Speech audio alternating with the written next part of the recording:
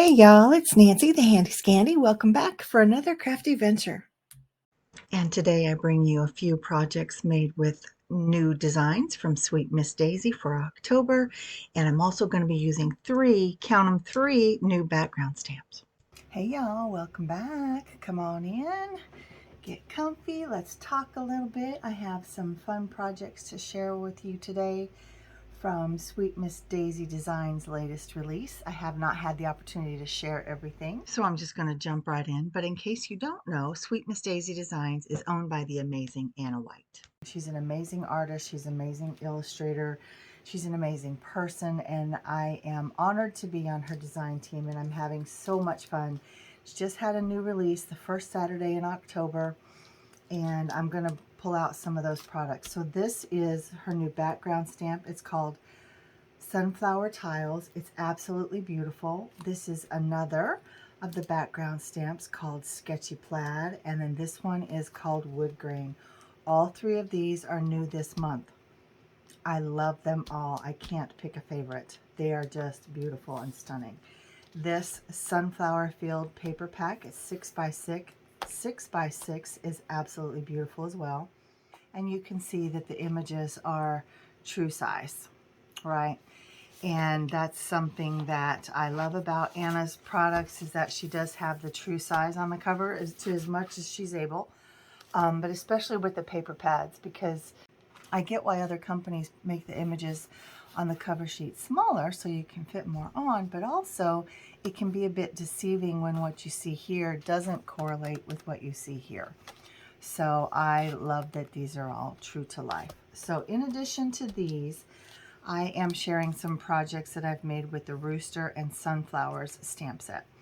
Now this was in collaboration with Serendipity Stamps, and Anna has collaborated with them on several of her snowmen, but this time it's this one as well. Now she has added the tag.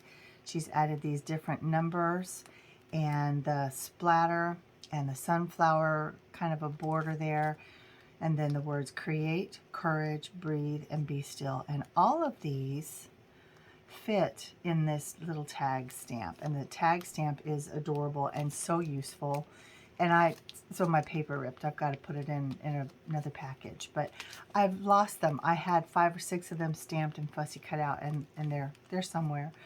But this is the beautiful rooster image sitting on a stump of a fence with sunflowers all around him. He's beautiful.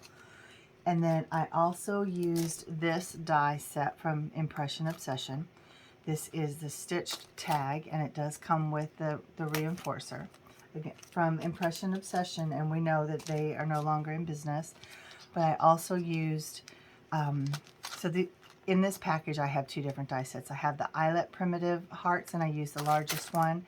And then I also have the primitive heart, which not really inlays, but lays over the top of the eyelet one. And I use the largest of both. So I use this one, and can I get it out? That one. And see how it just nestles in there perfectly? Yeah. So when we get to that project, I don't think I'll have to point it out. I think you'll know.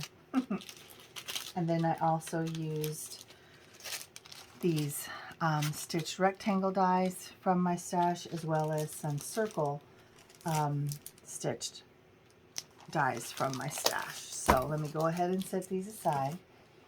This is the little pouch / tag that I made with the wood grain. So this one has the wood grain going up and down, and then on this heart I have it going side to side. This I have stamped with Vintage Photo, and I sprayed it with some water to give like this loosey-goosey watercolory look. And I did the same on this cover piece, but on this one I actually stamped with VersaFine. Is it VersaFine? Versamark ink. It's the sticky embossing ink. And then I heat embossed this kind of a creamy white embossing powder. It's an oldie but a goodie from Stampin' Up. And then of course I added these little charms and this twine. Is this the same twine? This is the same. Nope, it's not. This one's a little bit darker. But I think this one and this one I got from Walmart. And I'm not even sure where these little charms came from. I don't know. but I think they're cute. I love it that it's a heart lock and then a key. I think that's adorable. Now you can't fit a whole lot in there, but you can fit like a gift card or a candy cane or, you know, something small. But I just think it's really cute as a little pouch. So there is that one using the wood grain. And then I created this sweet little tag with that tag die set that I showed you. And I stamped and heat embossed. And then I've layered the back side with this beautiful paper from the paper pad. And of course I used the reinforcer on both sides. And I've used the little tag. But I just colored him up with colored pencils, and I don't have them out any longer. I did go back with some fine liner just to add some more details, and I have no idea what the different types of roosters and chickens and things look like. I just pull up a picture and kind of use it as guide. But you can see where I've used the number stamp in the background, and I've also used the sketchy plaid in the background as well. But I think it's just a very cute, simple little tag. And again, the same twine. And I always use a little bit of glue. I just don't want it coming undone. And while I've got you guys here, what is the right way to do a tag like this? Is this supposed to go in the front or this part? Because I think they both can look cute. So I never know. I never know if there's a right or a wrong way, but y'all tell me what you think. So there are those two. Now this one is using the pattern paper, and I couldn't decide, so I just used 3 of them. And I think it's beautiful. You can see where I did use the wood grain in the background, and I used some of the other stamps in the background as well. It is ink blended with Vintage Photo, and I also did the stamping in Vintage Photo. I cannot remember what I colored it up with. I think I just used watercolor paints, or I may have used ink pads.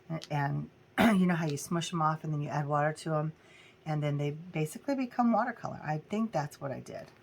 And of course I stamped this one out. This one is not stamped in Vintage Photo. I think this is antique linen. But I think it's beautiful. Then there's the back of the card with some of the pattern paper, and you can see that I actually used the splatter stamp to create my splatter, and I did on the inside as well. And there I added some layers of the pattern paper. But yeah, that's the splatter stamp.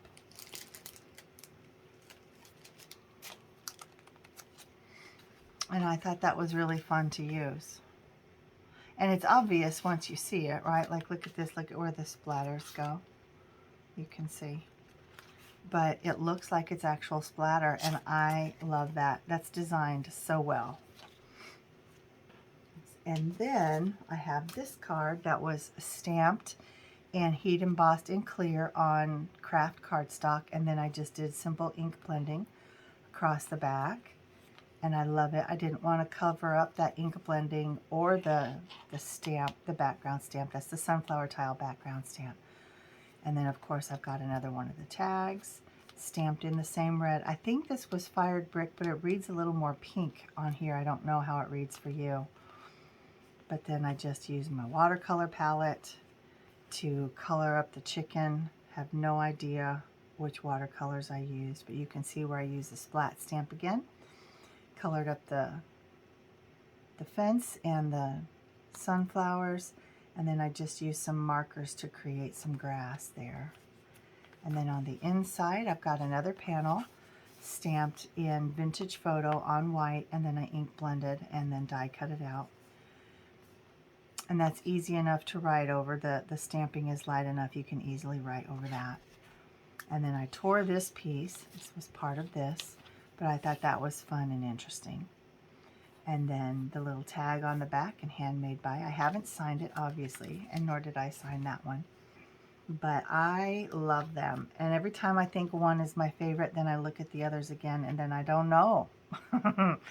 If y'all have a favorite, let me know. But those are my 3 projects that I wanted to share. I will put pictures up on social media. Hopefully I'll get to all 3 of them. I don't like to break the internet with a bunch of posts on one day, so I'll just share one. And then I'll try to remember to share the others throughout the coming week. But I have some more to share, probably either later this week or maybe even next week, sharing some of the Christmassy images. And I want to say the stamp set is called For You, if I'm not mistaken. I don't have it in front of me. If that's wrong, I'll fix it on the screen. But anyway, that's what I have to share with you guys today. Thank you for joining me. If you've not hopped over to Sweet Miss Daisy to check out the October release, I encourage you to do that. We're getting ready for the November release, which is the first Saturday in November, which is just a few days away, really, because Halloween is just a few days away, and obviously that's the day after Halloween. So thanks for joining me. I'm tapping out. Thank you, Miss Anna, again. What beautiful products you have. And I've had a good time creating these fun projects with those products. All right, guys, tapping out. Until next time, this is Nancy, the Handy Scandy. Mwah.